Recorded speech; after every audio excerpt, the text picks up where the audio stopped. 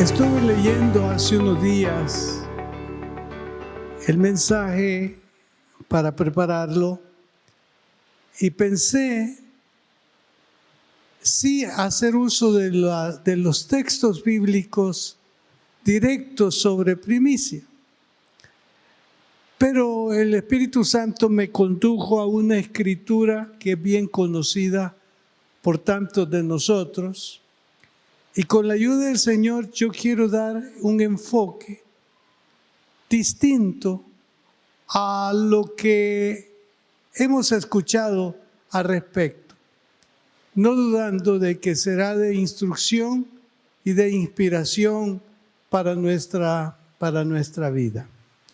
El tema se titula El reconocimiento y deseo de un anciano pastor para un fiel hermano. ¿Qué le parece? El reconocimiento y deseo de un anciano pastor para un fiel hermano. Y la escritura se lee en la tercera carta de Juan, capítulo 1, versículo 1 al 4. Dice así la palabra de Dios. El anciano Agayo, el amado, a quien amo en la verdad. Amado, yo deseo que tú seas prosperado en todas las cosas y que tengas salud, así como prospera tu alma. Pues mucho me regocijé cuando vinieron los hermanos y dieron testimonio de tu verdad, de cómo andas en la verdad.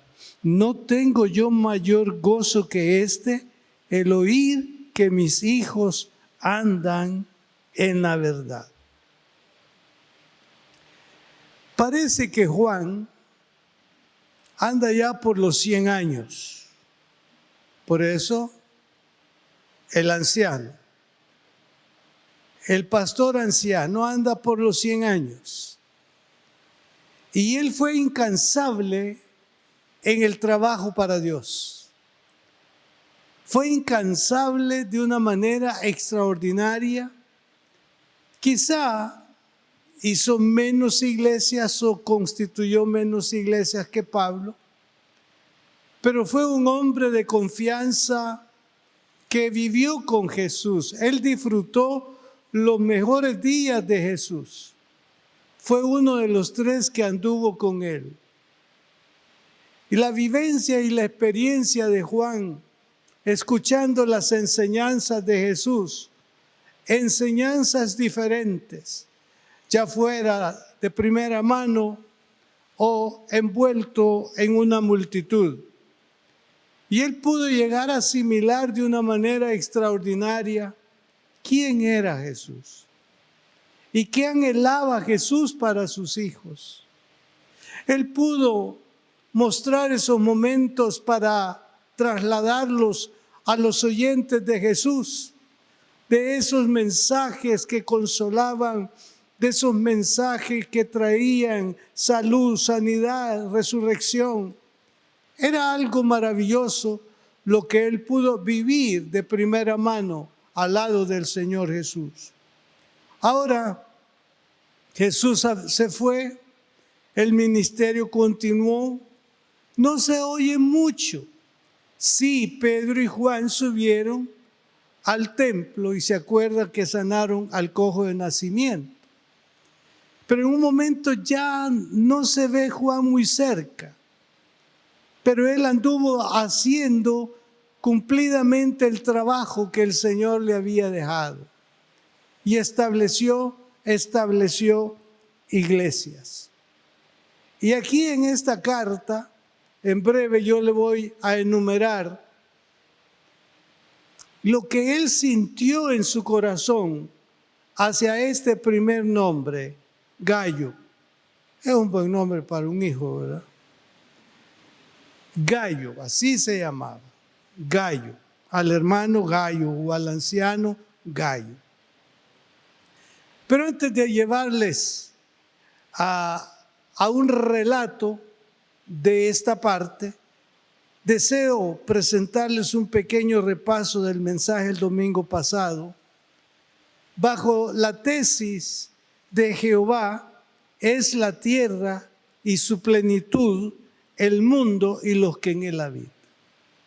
Con estas palabras que vienen del cielo para hacerle conciencia a la raza humana, para ubicar al ser humano, para hacerle sentir de que el ser humano es nada más que un receptor, es quien consume los bienes de Dios. Tantas cosas, o por qué no, todo lo que llega a nosotros no tiene una procedencia humana. Naturalmente que lo podemos poner así porque el vestuario suyo procede de una diseñadora. ¿Qué otra cosa usted? Pero la materia prima, esa materia prima, ¿dónde se origina? ¿Dónde nace? No es invento del hombre. El hombre nada más ve que está creciendo una hierba y piensa de que esa hierba puede ser de beneficio, entonces comienza a rodearla de tierra, le pone agua todas las mañanas, es lo único, pero no le da crecimiento. Todo proviene de Dios. Al hombre a través de la historia le ha costado entender que todo proviene de Dios. Al hombre a través de la historia le ha contado quitarse el sombrero y decirle al Señor, todo es tuyo, todo te pertenece. Le ha costado, porque una de las cosas que el ser humano heredó de ese ser que fue derribado desde las alturas, que fue la soberbia y el orgullo, es lo que no le permite darle honor y gloria al que merece. Y por esa causa el hombre se ve como suficiente y se ve como que no necesita de nadie. Puede ser que entre los seres humanos así podamos considerarnos, pero detrás del ser humano hay alguien que en sí nosotros necesitamos. Entre las enseñanzas que esta parte de la Biblia nos muestra, el salmista declara que Dios es el creador del cielo y la tierra, es dueño de toda la creación y de todo lo que existe. En su benevolencia nos ha dado todos los recursos de esta tierra para usarlos y gozarlos. Sin embargo, Dios jamás transfirió el título de propiedad al humano. Todo sigue siendo de Dios, aunque usted tiene una carta que lo acredita en el Estado o ante personas que usted es el propietario. Pero Dios no ha dado una escritura directa, dice, desde ahora en adelante dejo de ser yo el dueño y el dueño eres tú. Y algo que Dios tuvo cuidado en la antigüedad es que la tierra no se le iba a dar al hombre a perpetuidad, sino que a los 50 años, si yo compraba una propiedad a tal o cual,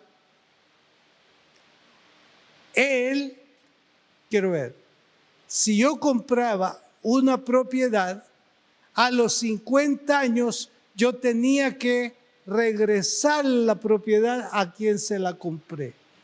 Esa era una manera de evitar que el ser humano tomara posesión de la tierra o de las cosas.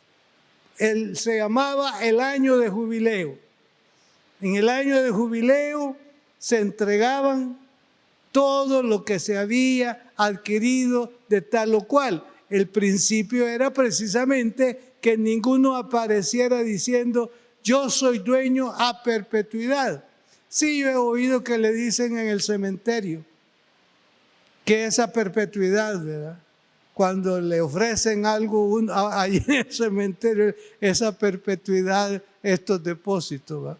Pero hermano, nada es nuestro. Y debemos nosotros los cristianos de comprenderlo, porque de esa manera nos va a ir bien.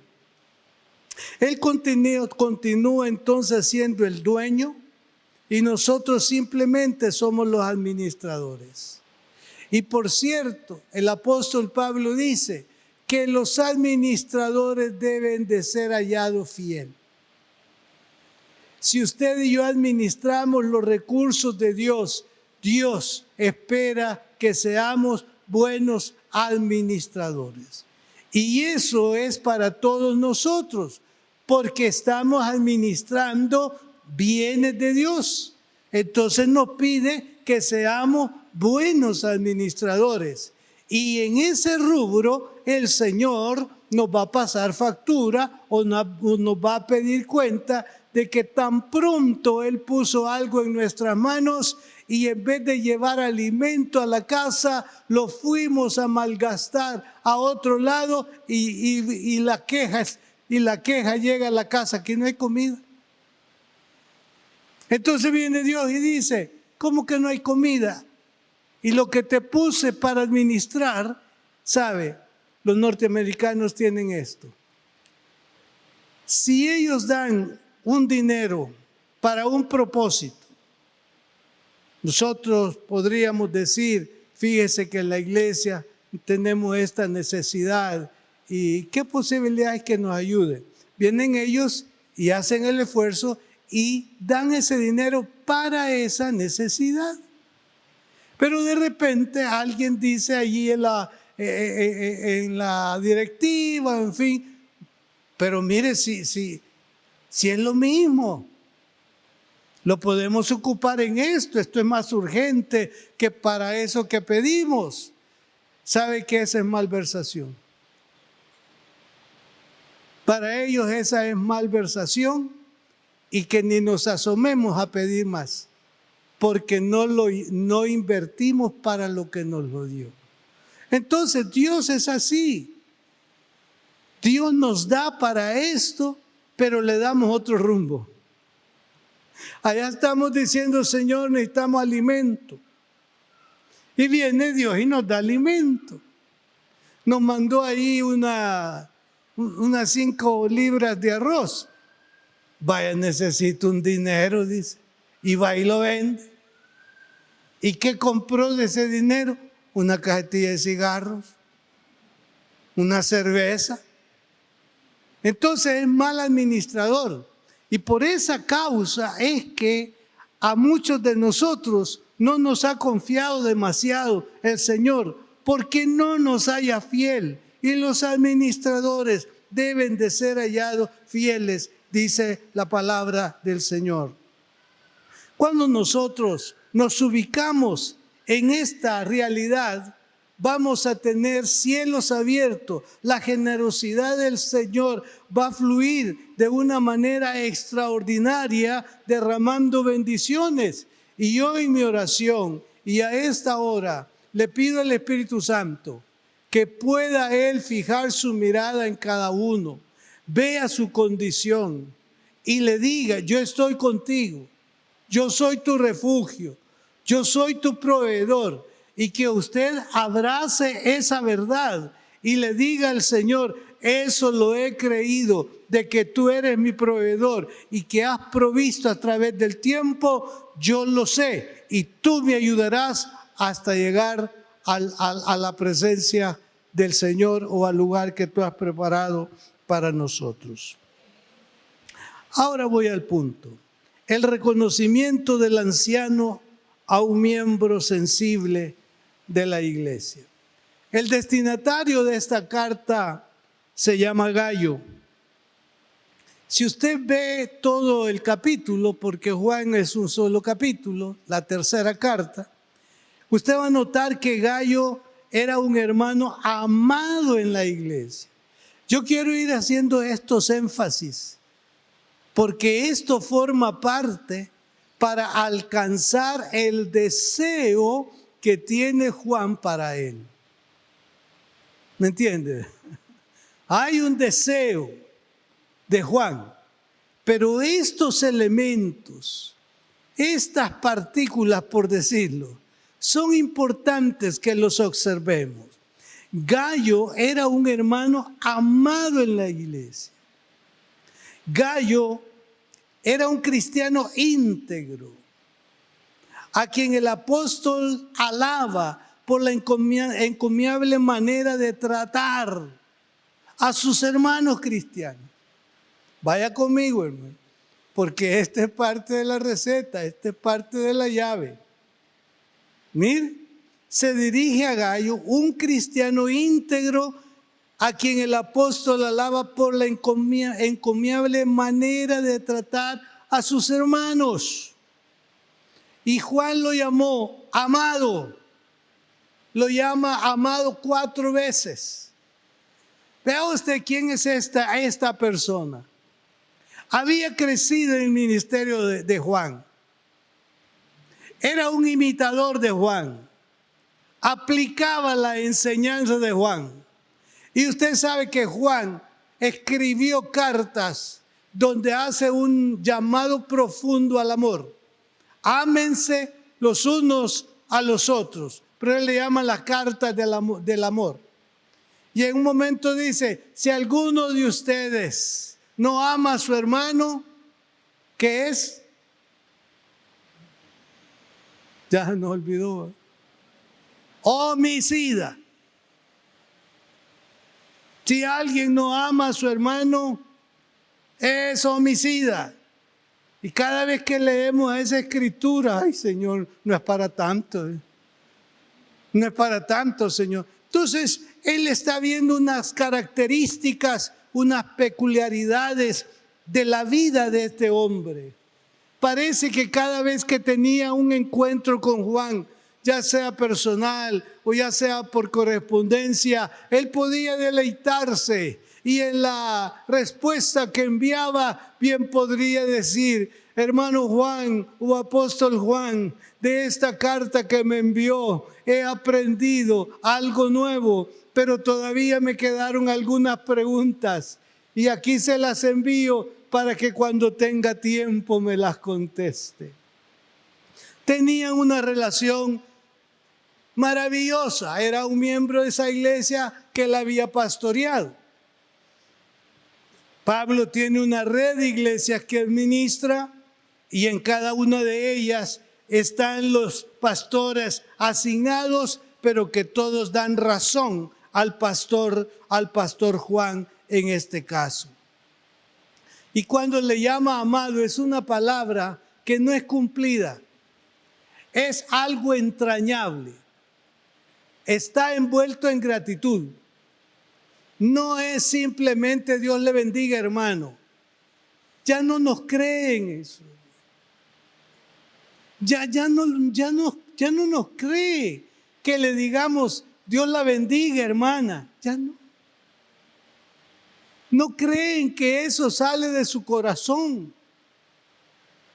No sé qué razón hay, pero en una iglesia fraterna, en una iglesia de amor, la gracia de Dios va a mostrarse de una manera sobrenatural y extraordinaria. Y no podemos, hermanos, estar heredando enojo, no podemos estar heredando a nuestros hijos eso que a mí me incomoda, que hay un camino de solución y no permitir que cuando nuestros hijos crezcan, digan por lo menos así, ahí va esa señora que nunca quiso a mi mamá. No. La iglesia no es para eso. Vea usted lo entrañable. Amado, Gayo era un hermano en Cristo, a quien Juan conocía y amaba al Señor. No tenía duda, reserva de cómo amaba al Señor. Pero hay 2 personas más allí, en esa carta. Demetrio y Diótrefes. De Diótrefes era ambicioso, orgulloso, irrespetuoso de la autoridad apostólica, rebelde, no hospitalario, Dice el escritor que trató de obstaculizar a quienes deseaban mostrar hospitalidad a los hermanos y hasta los quería expulsar de la iglesia. Era líder. Y dice Juan, tan así es que la hermana María me quiso recibir en su casa y él le dijo, no está autorizado. El pastor no podía entrar porque el copastor le dice que no. Vea, qué diferencias. Pero aquí hay en la iglesia una persona que encaja perfectamente lo que Dios, lo que Cristo hace en la vida de un converso. Entonces el apóstol Juan alabó a Gayo por su actitud y servicio al extender su hospitalidad a los hermanos, aunque no fueran conocidos. Yo le pedí que al final usted la lea y se va a dar cuenta lo extraordinario de esta conducta cristiana. Entonces Gayo tenía la reputación de ser muy especial, muy hospitalario. Es decir, que él no solo actuaba y vivía en el amor, sino que también vivía en la verdad del Evangelio. La verdad del Evangelio es lo que facilita toda práctica de parte nuestra.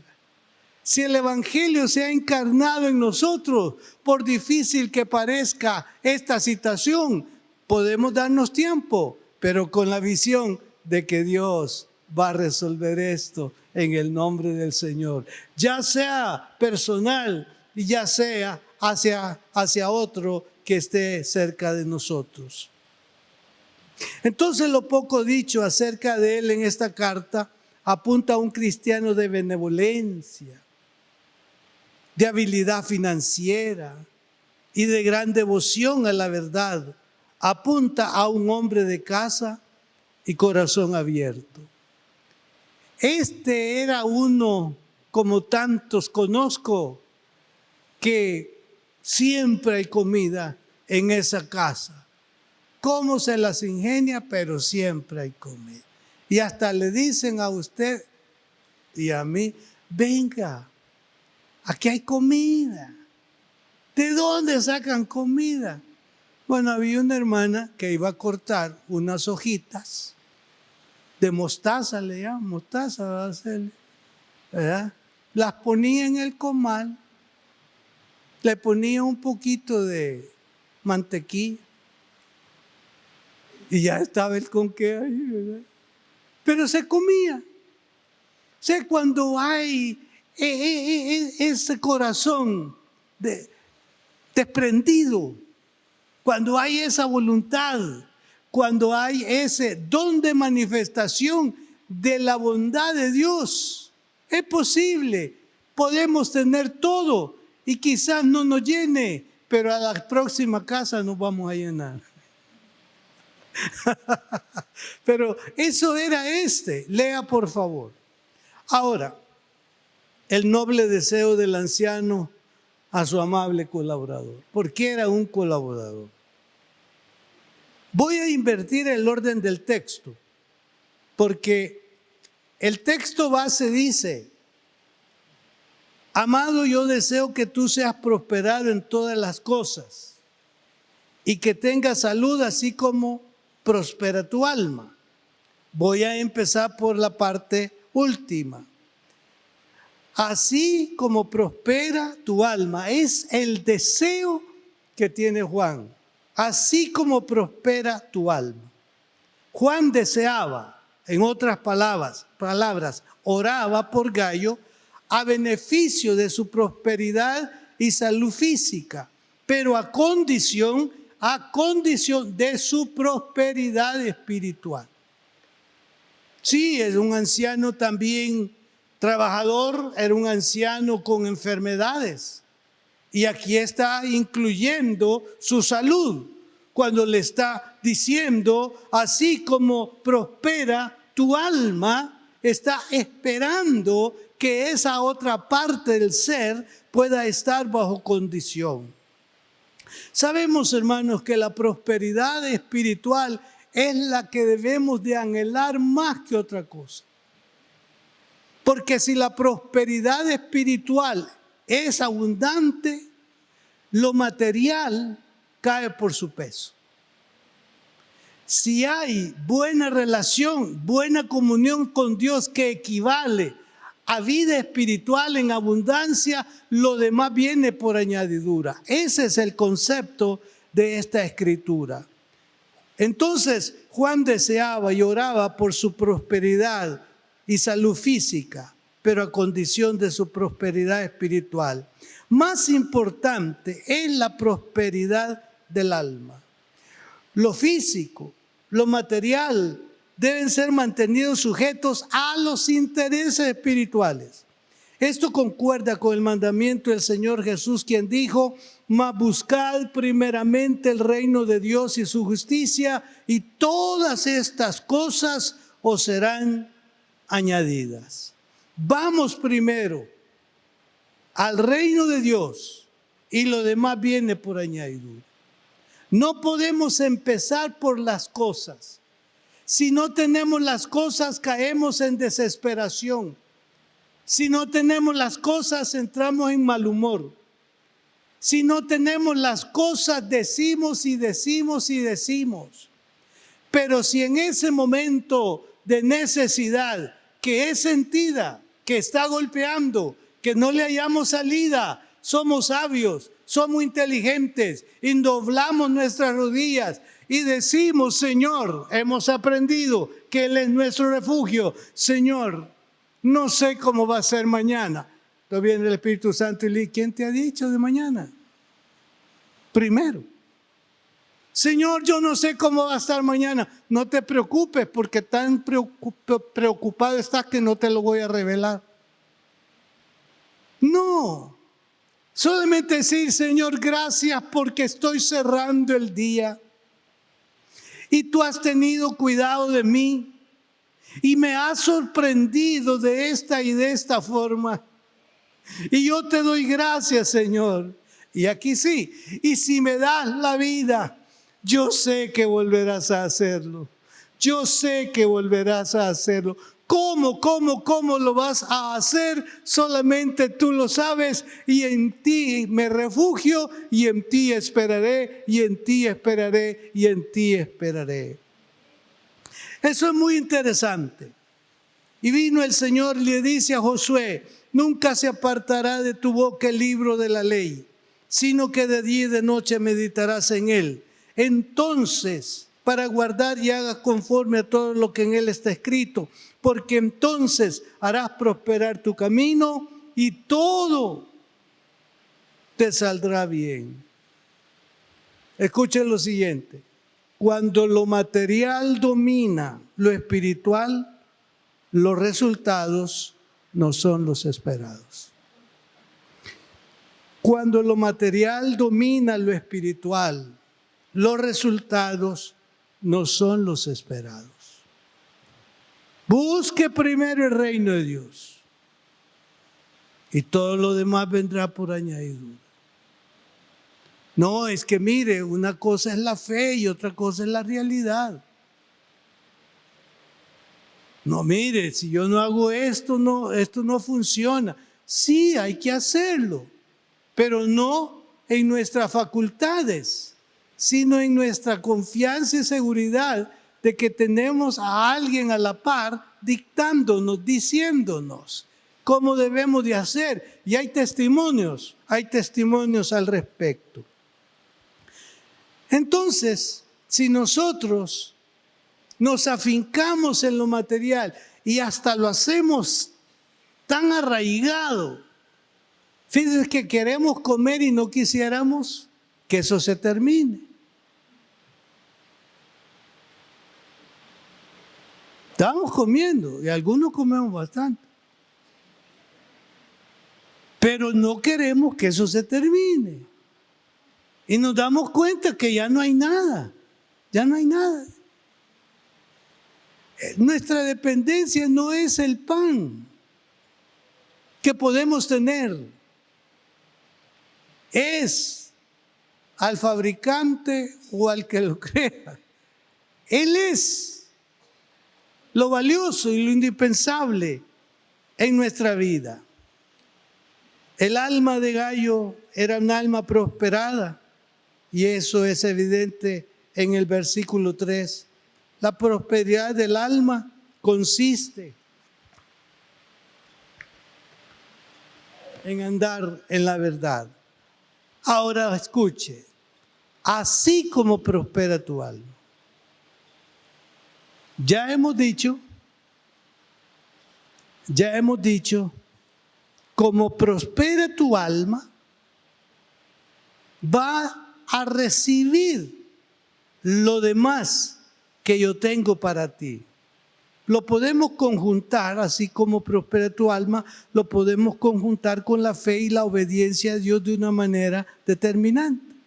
Jesús dijo, si permanecéis en mí y mis palabras permanecen en vosotros, pedid todo lo que queréis y os será hecho. Vea usted, esto tiene que ver con la base, el lugar adecuado, correcto, para poder traer prosperidad. Es necesario tomar en cuenta lo espiritual. Ahora retorno a la primera parte.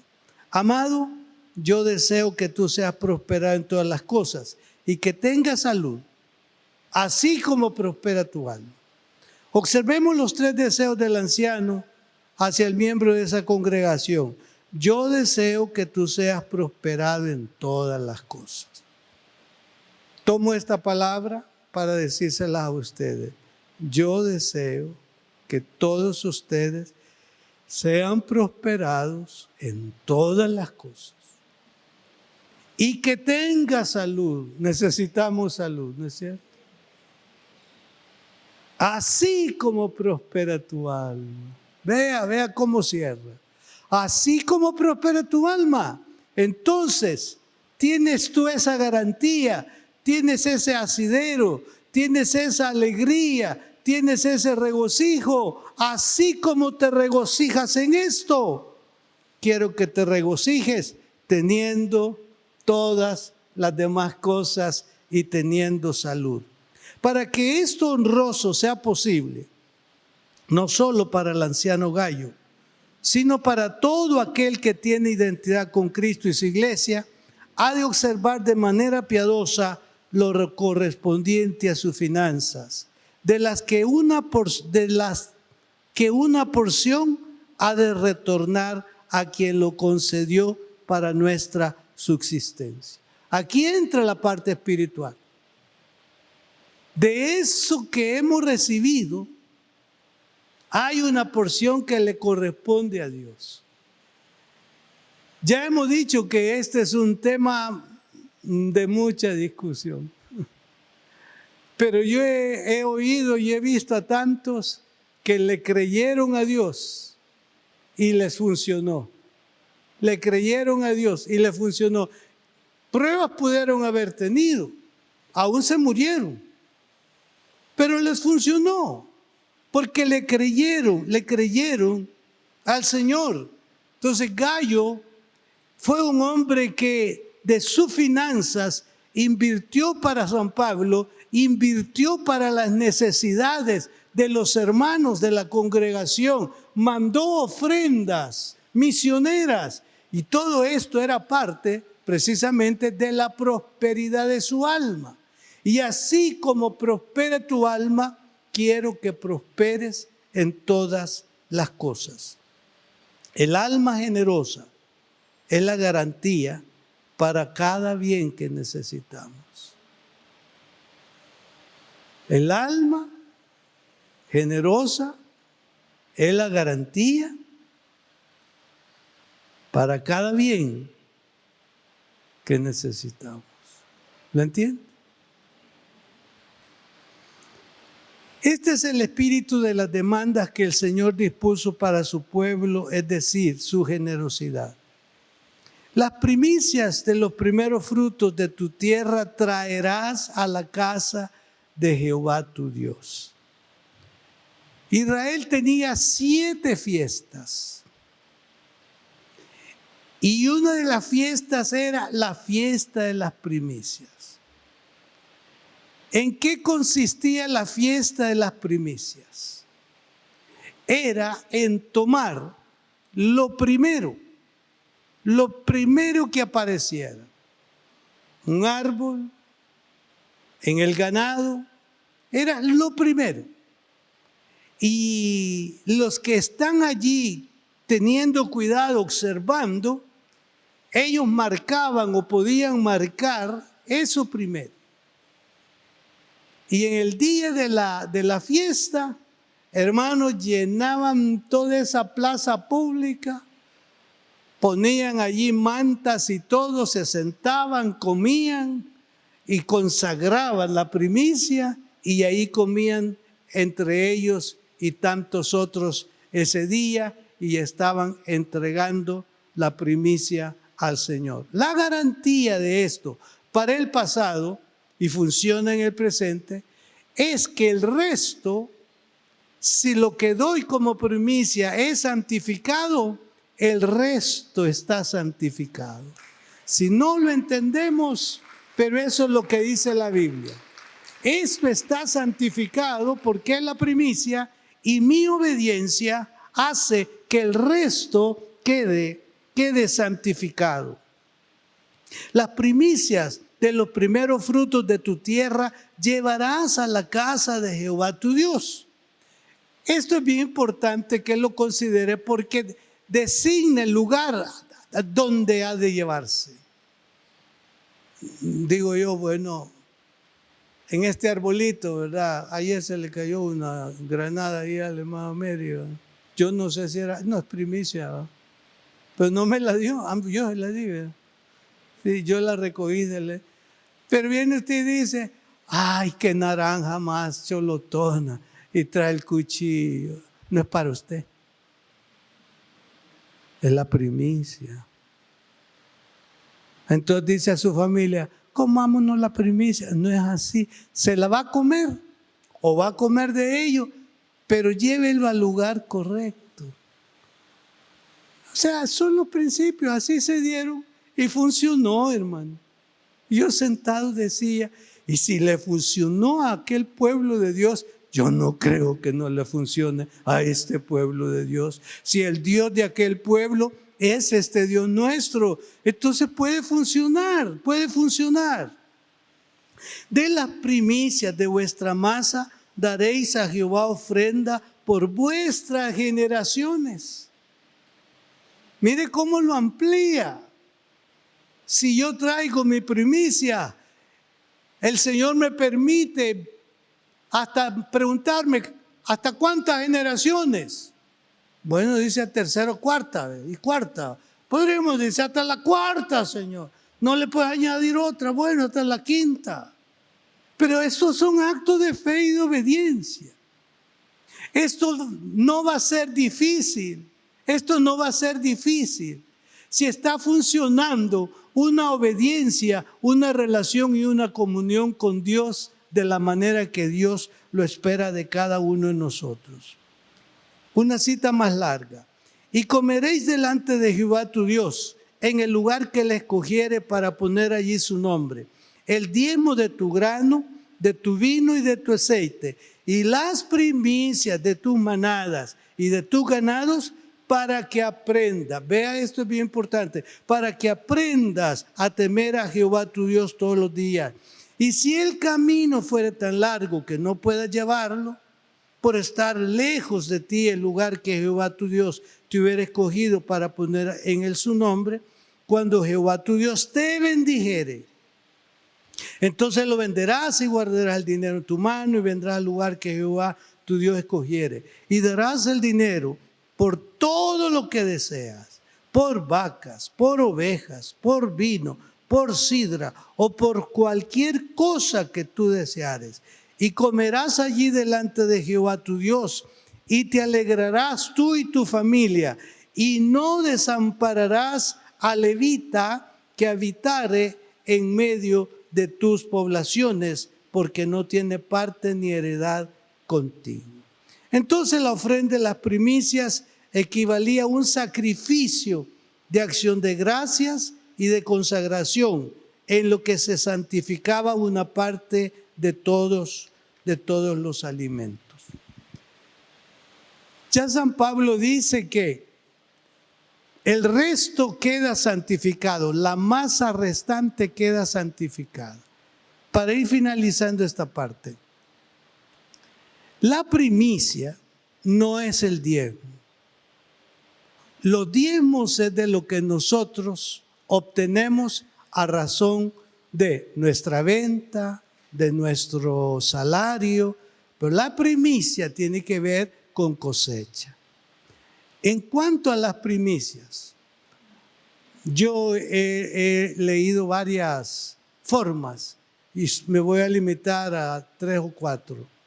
Si usted dice, pastor, yo no entiendo qué es la primicia.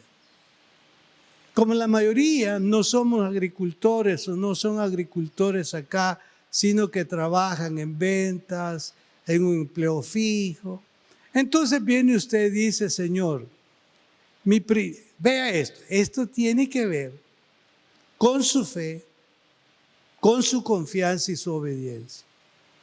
Usted dice, Señor, yo de primicia de mi salario yo voy a dar el valor del primer día. Usted es libre para hacerlo. Pero viene usted y dice, pero contamos que es un mes. El mes no es un día. Entonces dice, bueno, si usted recibe salario quincenalmente, pues de la quincena o del mes. Otro dice, he tenido buenas ventas y no las transfiere a diezmo, sino a primicia, porque fue su primer venta, XYZ. Pero con todo el cuidado que debo tener hacia ustedes, mi oración es que tome usted una enseñanza como esta, pensando agradar y bendecir a Dios.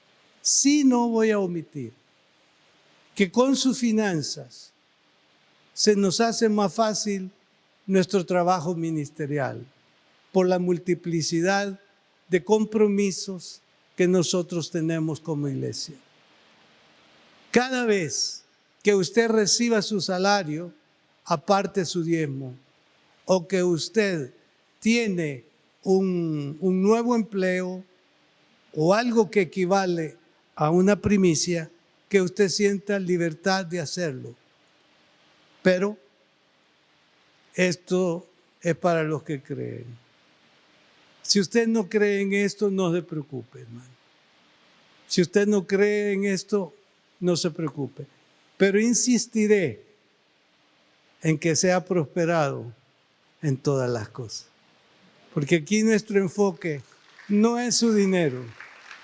Nuestro enfoque es que sea bendecido y que sea prosperado en el nombre del Señor. Muchas gracias por haber estado siguiéndonos en las diferentes plataformas digitales donde transmitimos. Ha sido un precioso momento el servicio que hemos celebrado delante del Señor, edificando la vida de cada uno de nosotros. Y este es un momento muy importante. Deseo invitarles a que abran su corazón y reciban al Señor Jesucristo como su único y suficiente Salvador personal. Si está de acuerdo con hacerlo, repita esta oración después de mí. Señor, te entrego mi vida a esta hora. Reconozco que soy pecador y que solamente en ti encontraré el perdón. Lávame con tu sangre en este mismo momento y conforme a tu palabra, escríbeme en el libro de la vida. En el nombre de Jesús. Amén. Si hizo esta oración, bienvenido a la familia de Dios. Es importante que busque una iglesia donde congregarse para poder crecer en su vida espiritual. Desde luego, les ofrezco la iglesia que yo presido, Templo Cristiano de las Asambleas de Dios. Nos veremos en una próxima oportunidad. Que Dios nos bendiga.